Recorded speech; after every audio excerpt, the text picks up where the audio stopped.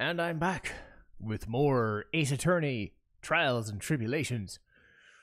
We've got one more testimony to go for this trial, so let's do this thing.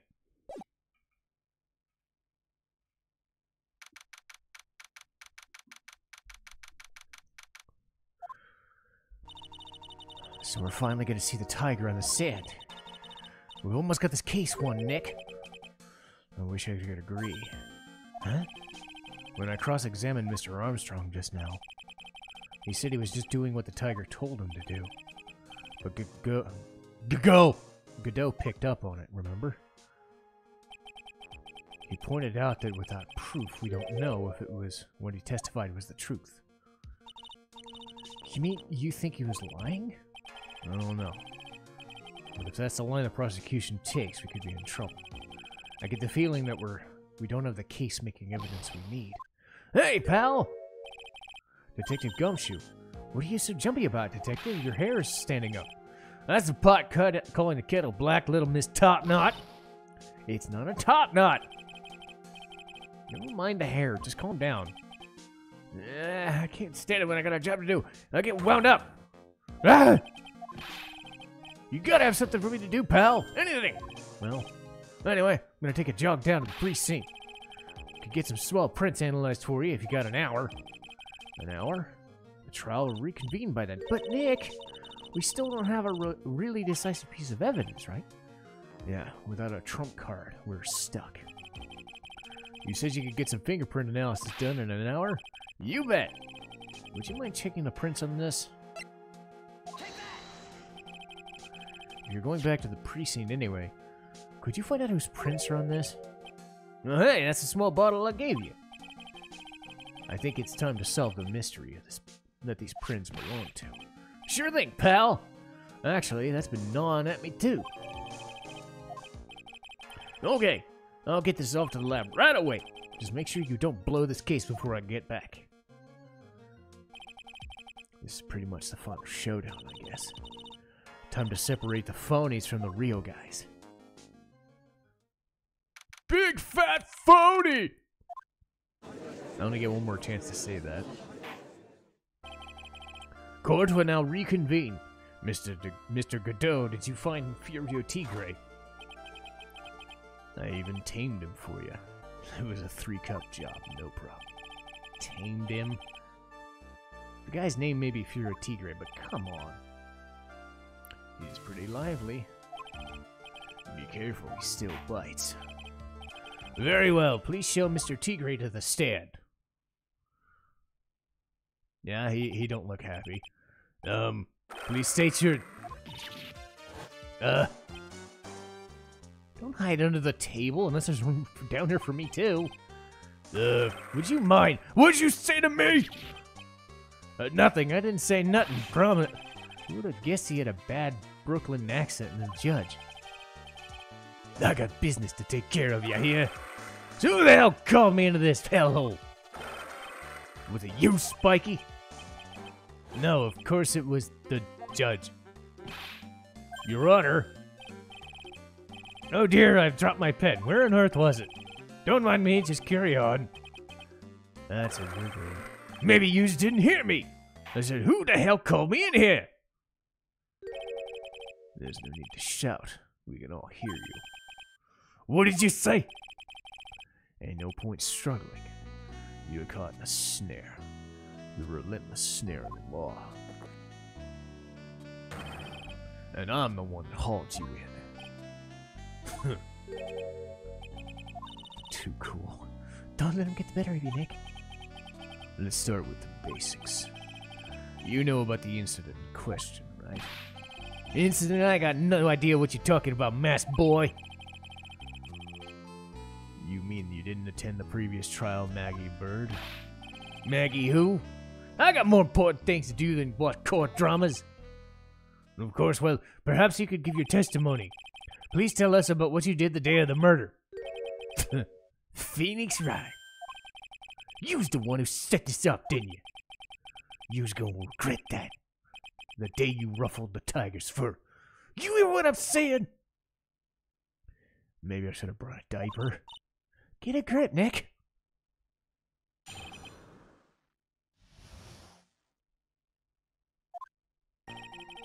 I don't know nothing about no murder. I was tied up with business in December last year. Spent all the time in my office.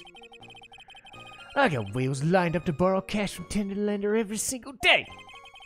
You want to check my alibi, just ask via letter. At last I found my pen. Very well, you're cross-examined. If you would refrain from shouting. I know this the kind of games this guy plays. That lowlife ain't no lawyer. He just punches away any stupid details till he wins. Lowlife? Listen up, smarty. Every time you ask me to do something that isn't related, I'll bill you $50,000. And you're gonna borrow the cash from me. That's one loan contract I refuse to sign. And don't think it ain't gonna hurt when you tangle with a tiger.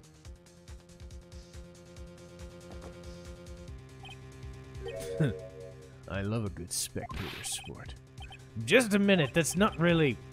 This witness is... How can I put it? A hungry tiger roaming the urban jungle. Get on his bad side, he'll bite everyone's heads off. Yours too. Very well, I have no choice but to impose a penalty here. You's better be listening. I said I's got business to take care of, big ones. If I don't split now, I ain't gonna catch my bus. The court will impose a penalty for any irrelevant pressing of witness testimony. Keep that in mind when you begin your cross-examination. You can do it, Nick. Come out from under there already, would you?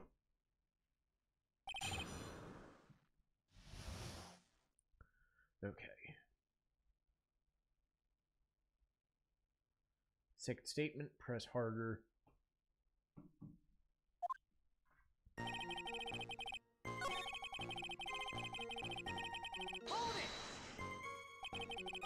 Are you sure about that? We're talking about 1 month ago, you know.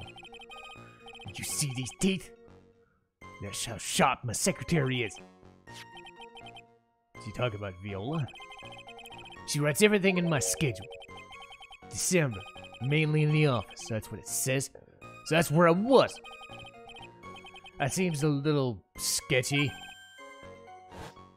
There he goes again. What that tiger did in December isn't the issue. What's important is what he was doing the day of the murder. So what? Mr. Tigre, what does you want? If you wouldn't mind going into a bit more detail. This is a dead end, and you know it. Remember the rules. No, it's essential we establish the witness's alibi accurately. I agree! The victim was killed on December 3rd. Were you in your office that day too? Maybe you ain't listening. Of course I was! I never set foot outside. I had meetings all day. I was with a bunch of cats waiting to do business with me. I had never seen a young kid before. I do believe the witness's last statement was important. If you would please, Mr. Tigre, the court asks you to add that last statement to your testimony. Come on, be a man. The day you was talking about, I was in my office too. I ain't never seen that kid before.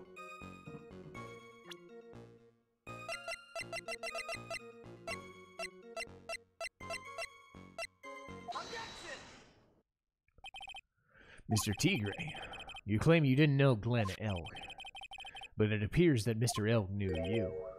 What? Mr. Elg left this little note on his calendar.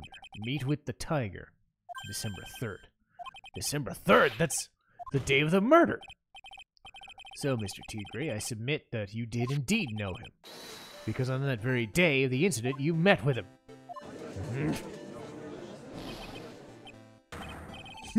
Not bad. You's actually not half bad. Sorry. I was just messing with you guys to see how good you were. Did you hear that, Nick? He said you're not bad. That's one compliment I can do without, thanks. He's lying through his teeth. Please remember that you're under oath. Lies will not be tolerated. Did you call me a liar? Is that what you're doing? Ruh-roh! So you're saying that you claim you've never seen this kid before. Is the truth? I said I'm dead serious. You's better believe that's the truth. Then I'd say that gives me time to enjoy another cup of pure black magic. That is why you testify again. Oh, would you mind indulging the court? You never actually met the victim? There's gotta be a lie right there. It's time I nailed this guy.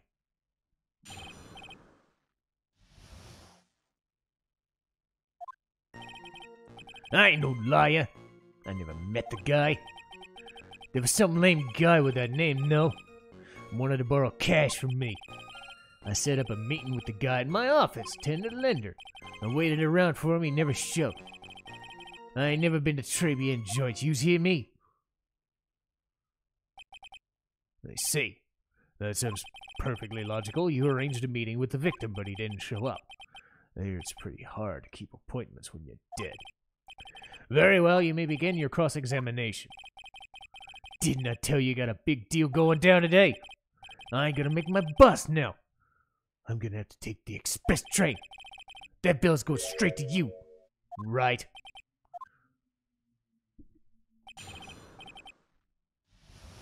Right. Fifth statement. Tribune matches. 1, 2, 3, 4.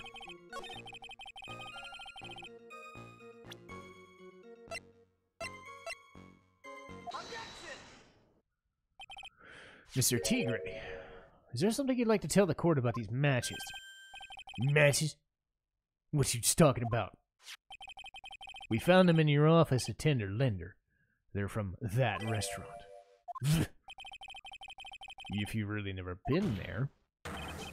What's a book of the restaurant's matches doing on your desk? You've been snooping around my stuff too now, wise guy? What are you, my ball and chain? Ain't no broad controlling me. Order! Well, I think it's time you started telling us the truth. Sorry, forgive me. I ain't no pussycat. I don't go back on what I said. But okay, I was at the joint that day. But listen good. I might have been there, but I still ain't never seen that kid. Well, well. Looks like an order just came out for another testimony. I'm so close to proving it was him. He did meet him that day, and he did put poison in his coffee cup. He must have.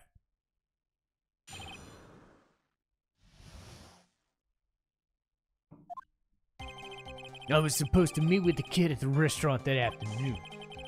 When I opened the door, I saw one ugly scene. The guy was laid out on the table, still stiff as concrete. I figured if the place was hot already, as it was gonna be, I was gonna split. I heard the cops' sirens on my way out, so I went straight back to my office.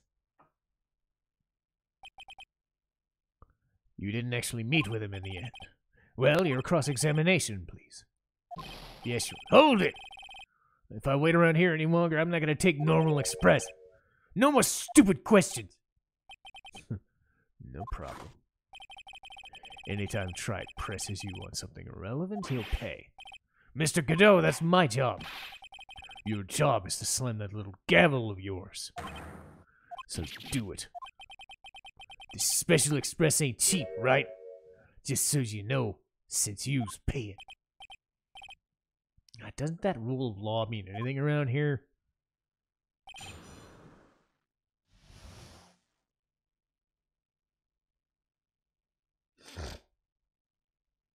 Second or third statement?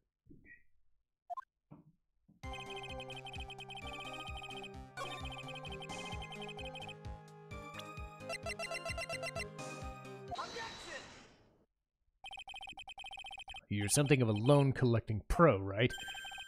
No one escapes the Tigre's clutches. Well, I'm something of a lie detecting pro.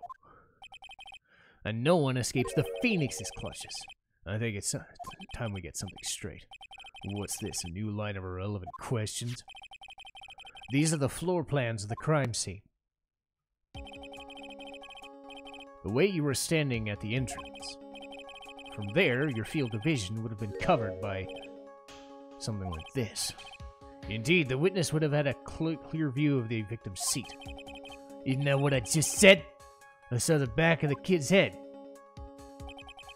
Unfortunately for you, that's not possible. If the court would think back, you'll remember between each of the two tables was a tall partition. That's true. Now look at the plans again. The truth is painfully obvious. From the entrance, the field of vision of any customer walking in it ends here. Oh, now he's starting to sweat. So, from the entrance of Tribulations, you couldn't have seen the victim's seat. But you did see the victim that day because you met with him. Wrong! Have you forgotten the old man's testimony? The victim was alone that day. But the defense just proved the point to be moot. The victim witnessed by Mr. Kudo was not Elg, but a fake. In order to have Mr. Kudo falsely testify, the real killer posed as the victim he had just killed and acted in a charade. That will do. This trial's gone on long enough without the obvious question being answered. Who exactly was the real killer that impersonated the victim? You say the killer murdered Glenn Elg, then impersonated him in a performance? In that case, Mr. Wright, reveal the identity of this criminal.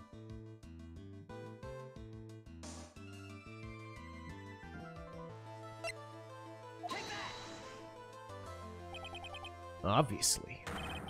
The killer is Furio Tigre. No one else could have done it. What? Well... No, that's cute. You think you could pin this on the Tiger? Maybe you just don't understand. The Tiger's the king of the jungle. I dare you to say that again. Come on. You got the guts? You can't threaten me. It's the defense. Go on. Tell the witness. Mr. Wright. Sounds to me like it must be you, old man. You've got guts, I'll tell you that. Don't leave me alone to handle this. Perhaps I can end this little embarrassment. Let's just go back over Mr. Kudo's testimony one more time. The old man didn't see the victim. No. The servant girl brought him a cappuccino, but she's put something in it. Ain't no question about it. She's very conspicuously putting some white powder in there. Was the victim we saw or the real victim or not? That don't matter. The fact remains he saw the accused put the poison in the coffee. Nah, very impressive, Mr. Godot. Waiting for my absence to launch your attack. Found your pen? It was in my pocket. Anyway, Mr. Kudo witnessed two people that day. Saw the victim, the supposed Mr. Glenn Elg, and the waitress from behind. Your point? I think the conclusion is obvious. If this Glenn Elg was really the killer in disguise, then surely it's possible the waitress was part of the plot too. You mean the waitress was an imposter? The defendant fell unconscious immediately after the incident. And someone used her fainting to hatch an elaborate plot to pin the murder on her. Who on earth was it? Who was this waitress that he witnessed?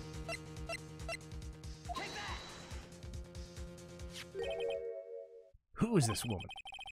Her name is Viola Cadaverini. She's an employee at Tender Lender. You're making a big mistake. Do you know who Violetta's grandfather is? You're gonna be going home in an armored truck.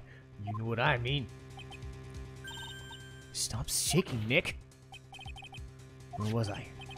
Yes, the defendant, Miss Bird, had stated the following.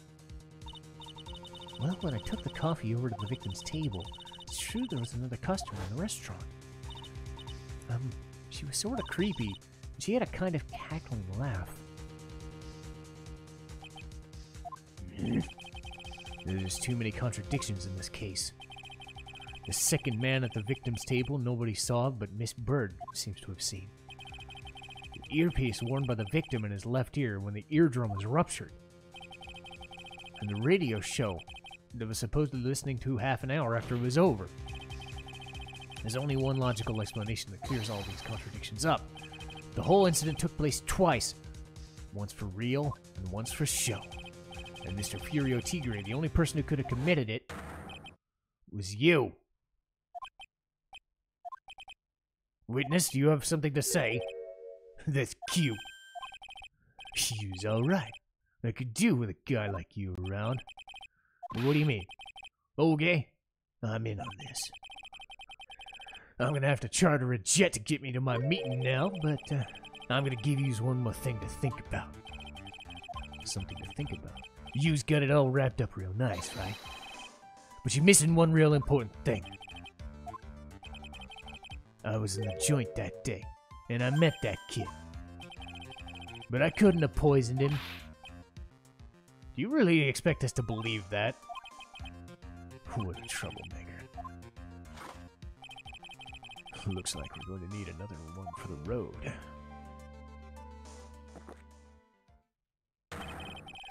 One more steaming cup of hot testimony. Indeed. Witness, you will explain yourself to the court. I will give you one more chance to testify. What happened the day between yourself and the victim? Shit. God damn it. Every single time. Okay. 6, 8. Yeah, I loaned the cash. About $100,000. That day we was due to have a little chat. The kid had his payback date, you see. So anyway, he tells me he's got no way of paying up. I'm about to flatten the guy when he starts screaming. I won! $500,000! He got lucky, you know. Real lucky. If that waitress hadn't done what she'd done, everything would have been over. Now I see that principal amount you loaned was $50,000. Yeah, well, you's got to take with that with the contract. Interest builds up fast, you know. That's faster than fast. $100,000 is twice its principal. The repayment deadline was December 3rd, the incident in question? Yeah, he was one lucky kid. He got that $500,000 just in time. So I ain't got no reason to kill the kid. And if I ain't got no motive, you ain't got no case. His motive? He has to have one, but what is it?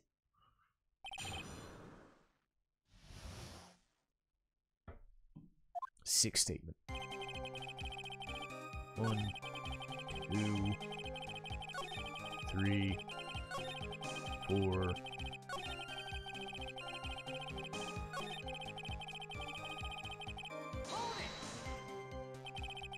The waitress, you mean? The girl with the glasses. Who else could I mean?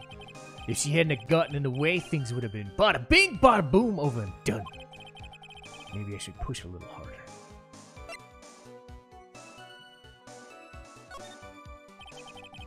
What do you mean things would have been over and done with? Use all there? What? I'm talking the cash. I was there to get my $100,000 back, that's all. I'm a businessman. It was all coming together before the waitress got in the way. As far as I can tell from the witness's testimony, other than recouping his loan, Mr. Tigre had no motive for killing the victim. Witness, you will amend your testimony to reflect what you've said. Tiger's motive, huh?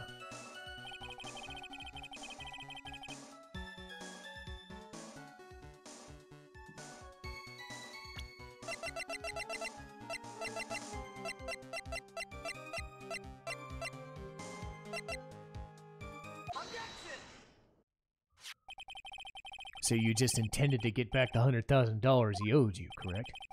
I loaned the guy the cash, so that's my right. Unfortunately for Mr. Elg, $100,000 wasn't enough to cover it, was it? About 6 months ago, you were involved in a traffic accident. An accident involving a car and a scooter in which a young woman was injured. She was taken to the hospital before she underwent surgery. Where'd you get all this? These medical documents of the treatment of the young woman. According to these, her operation cost $1 million. Payment for these expenses was due in December and was paid in full. 1 million? Preposterous. Someone should have sued those HMOs. No one would pay a bill like that. If the medical association got wind of it, the hospital would end up like a morgue. But Mr. Tigre had no choice, because his very life depended on it.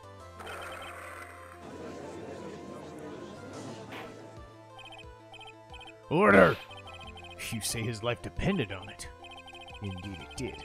Simply because the injured woman was none other than Viola Cadaverini. Did you say Cadaverini? Bruto Cadaverini, mob boss in charge of the underworld, and doting grandfather to his precious Violetta.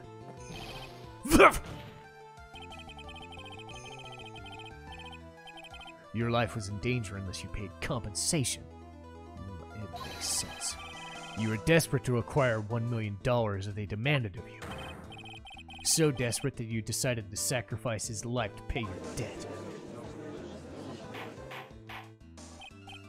Order! What do you say to this? It's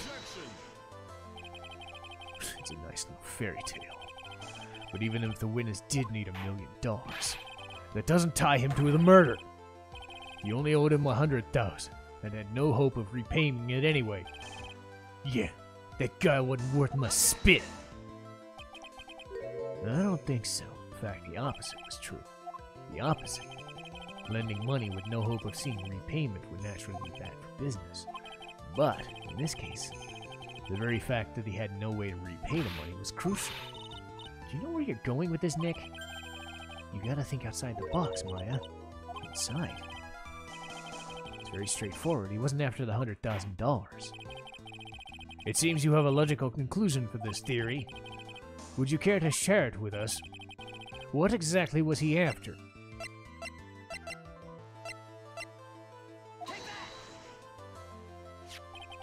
Glenn Elk was a programmer, a highly skilled one. That skill was the collateral Mr. Elk put up in order to borrow the money. Care to explain how skill can be used as collateral? He had the skill to create a computer virus, and so he did, a virus known as MC Bomber. Computer virus? What does one of those do? A virus is a program that wreaks havoc on the inside of a computer. What does one of those do? I guess beards and the important of these seniors age. I'll explain later. Right now, the important point is a virus like MC Bomber would be worth several $1 million in the black market. Mr. Tigre, you could have used that to pay your debt. All you cared about was one thing, the virus.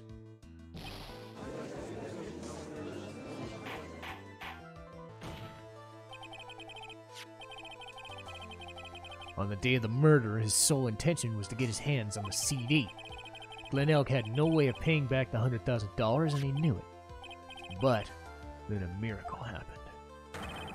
The kind that Mr. Tigre would prefer to say never happened, but he can't, and neither can I. The lottery win. At the 11th hour, Mr. Elk won $500,000, which left Mr. Tigre no hands of getting his hands on those all-important CDs. At least, no legitimate way.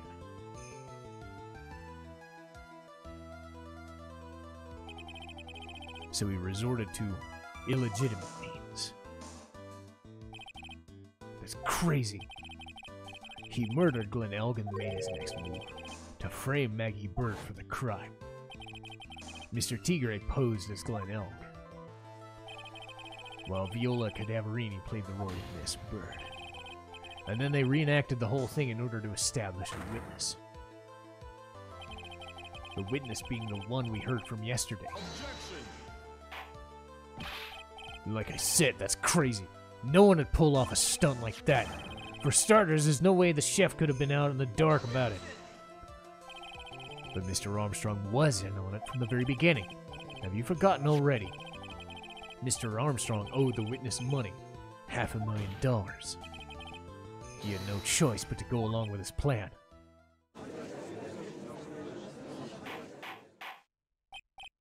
Order! Silence or I'll clear the courtroom! You've put on a good show, Spiky. If you just want to stay alive in the loan shark business, you gotta be careful. You saying I dressed up like a kid, created a witness, and framed somebody? If I did something crazy like that, I'd leave a trail as bright as my shirt. I ain't dumb enough to do something sloppy like that. I agree. You do? Despite your appearance, you're very careful. That's why you took one more precaution. One more trick to make sure Miss Bird had no way out. Another one? Interesting. Why don't you fill us in? What was the trick he used?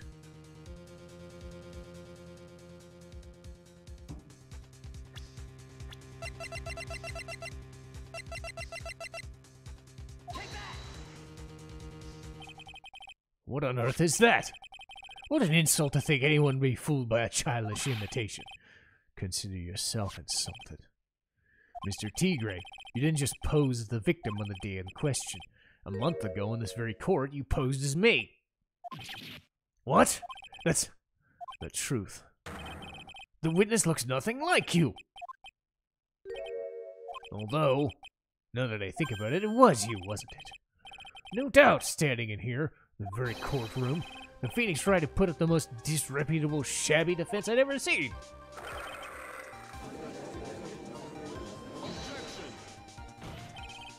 Can you prove that, Gramps? Prove the attorney who represented the accused was this guy? You prepared to take the stand and testify it was him? Hey, forget about it, yeah? I wouldn't do something like that, no, me. You made a mistake, right? It was someone else, wasn't it? Have you no pride?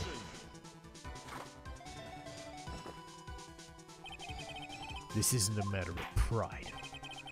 In case you didn't know, here in court, we deal with people's lives.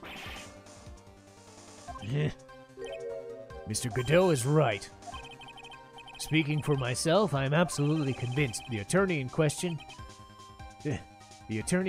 was the witness standing before me now. However, I preside over this court as judge, with the vested power to hand down a verdict.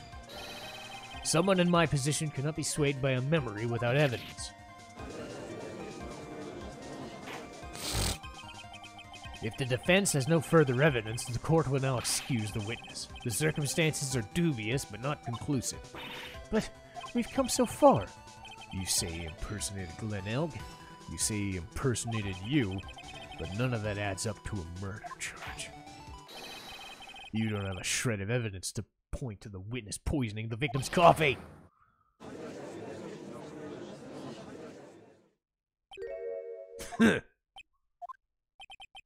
Sucks to be you. Don't mess with the tiger, you'll get mauled. You's got that. All I managed to do here was chase him around a bit. I was so close to getting him to admit his own guilt.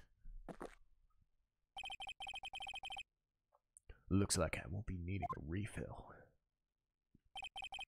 If I just had one more piece of evidence, one more I could get her off the hook. This witness's cross-examination is over. You're free to go. Huh? Your Honor, sir! Wait! Detective! Sorry it took so long, pal. I staked everything on this. My bad's the works. So here it is. My heart's counting on this, too. Ain't it obvious, pal? It's the final decisive piece of evidence. What?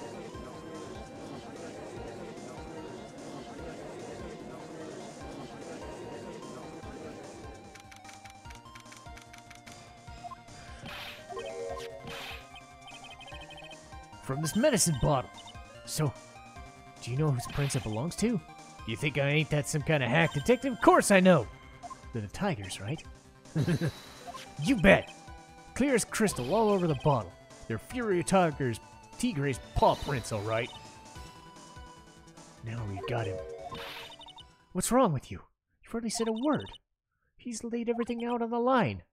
I know, it's kind of hard to say, but it really doesn't make any difference whose prints are on the bottle. What? What we need to produce at this stage is irrefutable evidence that he put poison in there. He's already admitted he met the victim. The fact his prints are on the bottle really doesn't make a difference now. No matter how I try, I'm of no use. Hey, don't be so hard on yourself. This was our last chance to help Maggie, and I've been working so hard. It's okay. It's no breaking news, pal.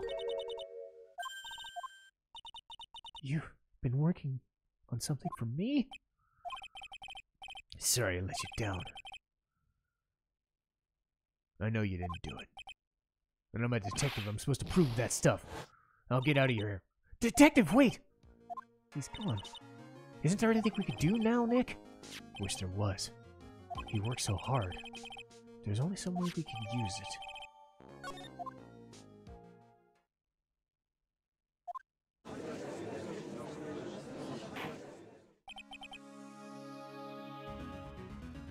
Mr. Wright, I granted you a recess so you could prepare this decisive evidence.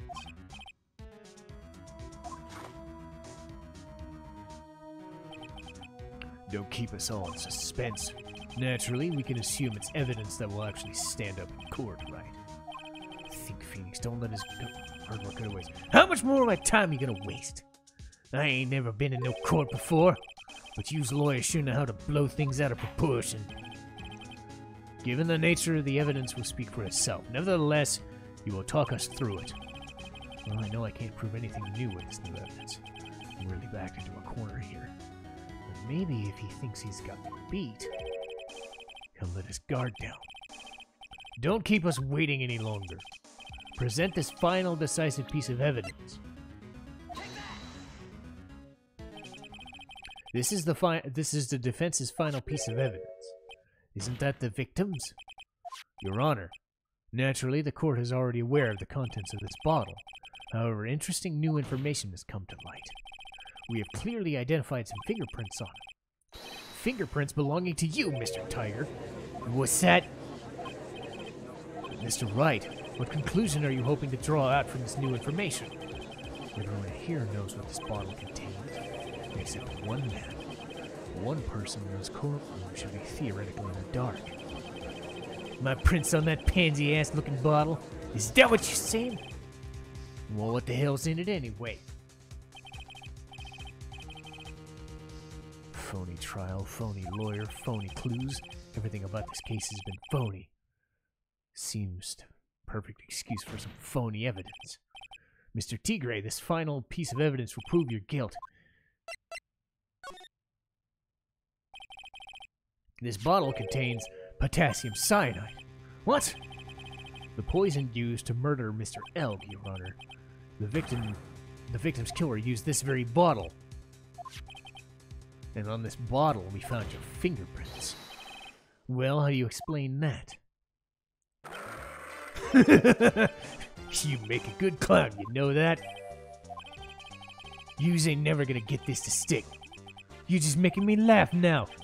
You think a cheap bluff like that's gonna fool me? A bluff? I can see straight through you. That ain't the bottle with the Oh. No. This is the bottle we found traces of poison in.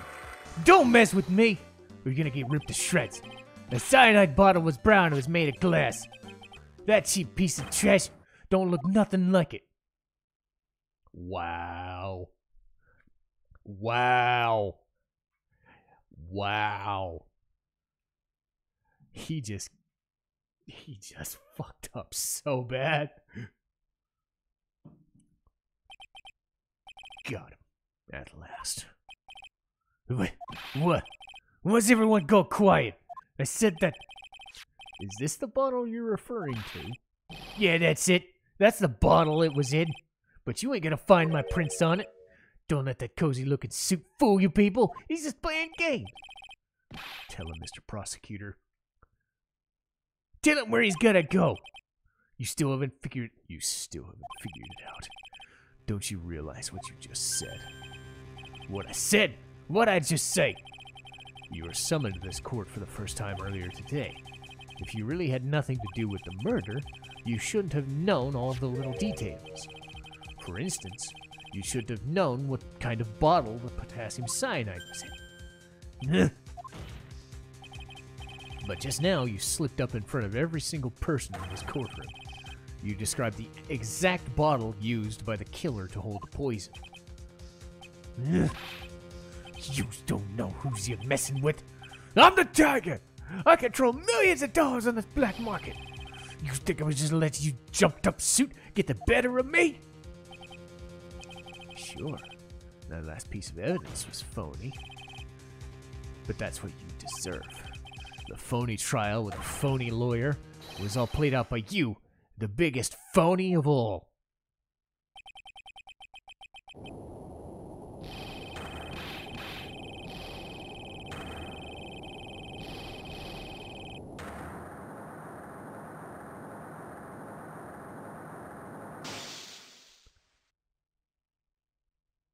What?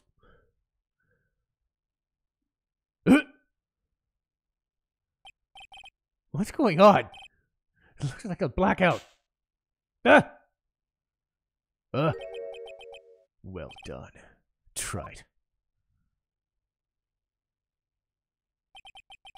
I saved my 17th cup of coffee just for you. Savor it. While you watch the police restrain your prey. Oh, God. Oh, shit! Mr. Wright, you caught a tiger by his toe.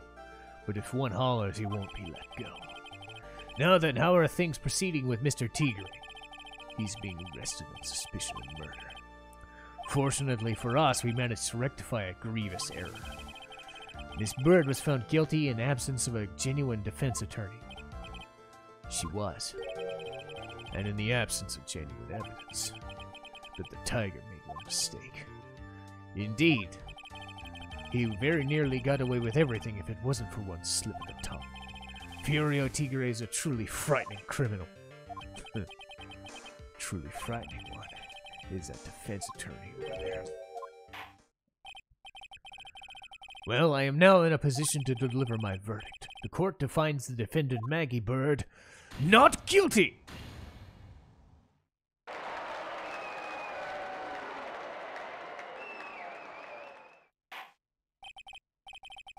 This is all. Court is adjourned.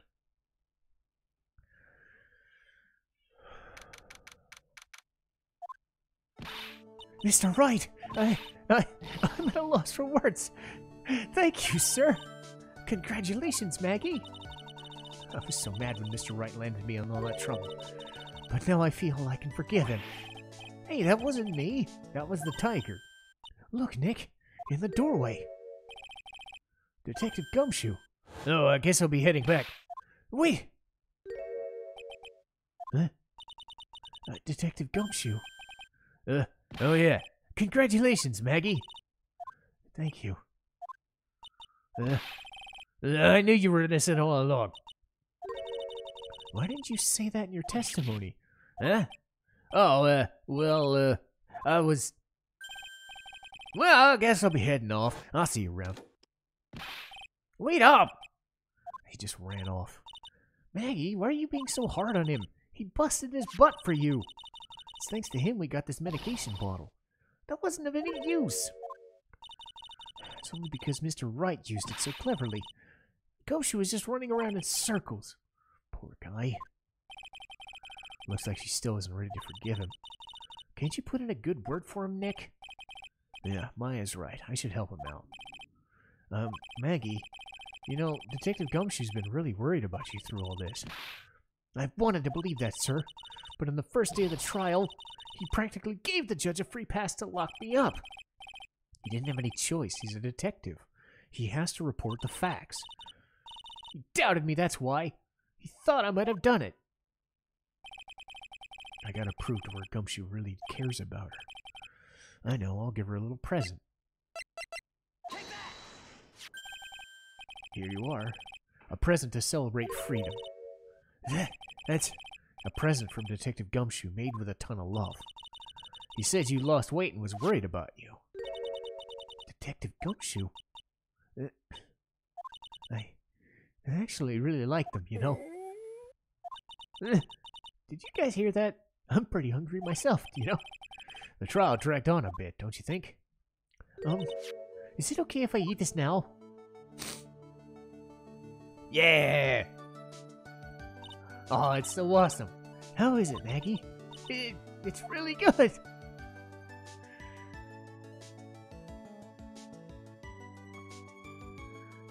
So the case of the phony versus genuine comes to an end.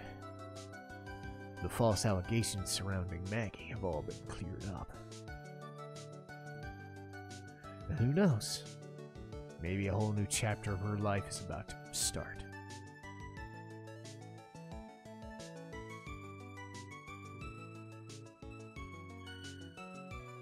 Alright. Case 3-3 is complete.